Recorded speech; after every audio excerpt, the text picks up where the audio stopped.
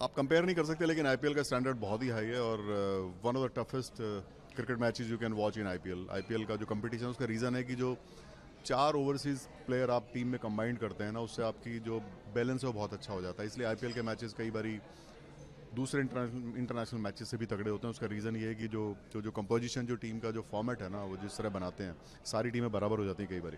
देखिए, कभी कभी इतनी टाइट कॉल्स होती हैं कि आपका रिवर्स हो सकता है, लेकिन मैं इसको ऐसे लेता हूँ, कभी कभी आप ऐसी कॉल्स भी देते हैं अगर वो शायद डीआरएस ना होता तो लोग कहते गलत दिया है।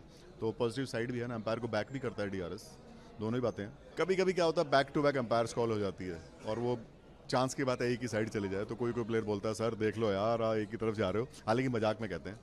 और उसका ह्यूमर पार्ट ज़्यादा मानता हूँ मैं। और सबको पता है कि जो टेक्नोलॉजी अच्छी है, ये इससे फ़ायदा ही हुआ है गेम को। चैलेंजिंग तो है, लेकिन जब आप कोई काम करते हो तो आपके सिस्टम में आ जाता है और जो आप आवाज़ें कह रहे हैं वो अंदर नहीं आती।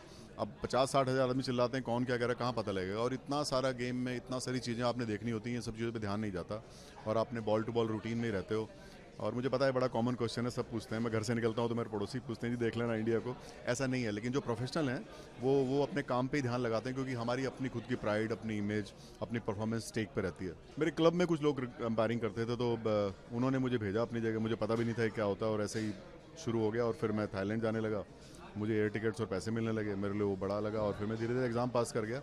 आईडीएल में मेरी अंपायरिंग शुरू हुई डॉक्टर रामबाबू गुप्ता की वजह से, जो राजधानी के डीपी थे उस टाइम।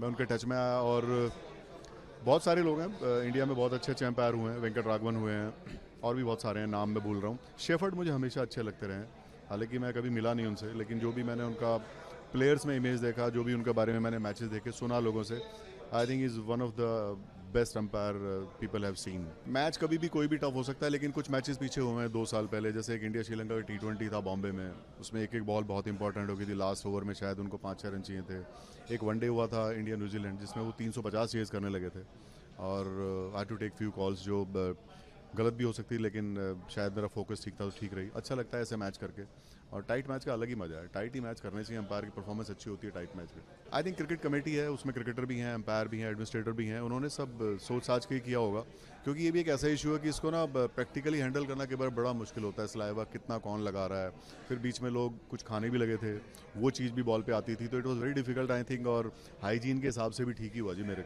शांति हुई है। ऐसा ही है जैसे रनर हटा दिया ना, ऐसे ये भी हटा दिया, तो खेल में इससे थोड़ी और शांति आ गई है।